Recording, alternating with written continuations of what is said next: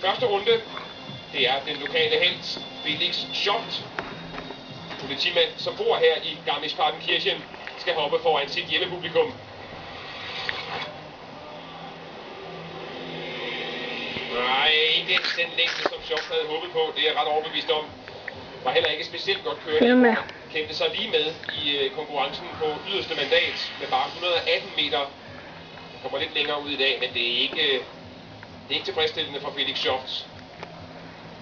Jeg tror ikke, at det er nok til at gå videre som lucky loser, så jeg må nok bare glæde sig over, at han ikke har så langt hjem efter konkurrencen. 0,7 point. Og det skal Gregor Schlierenzauer godt nok gøre sig umage for ikke at slå. Nu kommer nemlig Østrigeren, som vandt i Garmisch i 2008, og igen sidste år. Vandt firebakketurneringen sidste år, men fik så en overraskelse i Oberstdorf, da Anders Jacobsen slog ham efter, at Schlierenzauer her ellers havde vundet kvalifikationen. Han vandt også kvalifikationen klart i går over Anders Jacobsen, men der kan han på dagen, hvor det gælder. Gregor Schlierenzauer, den store forhåndsfavorit. Mor, så penge.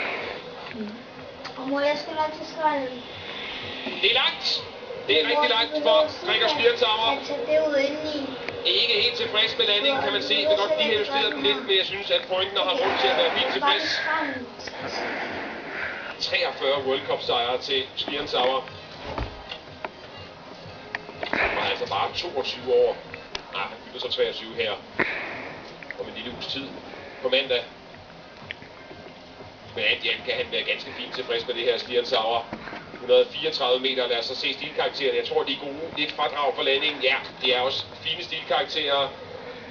Og han må vel nærmest med stilkaraktererne lægge sig i spidsen konkurrencen. Det gør han også. Schlierenzauer 137,1 point, og det er altså 3 point mere end både Stok og Hilde.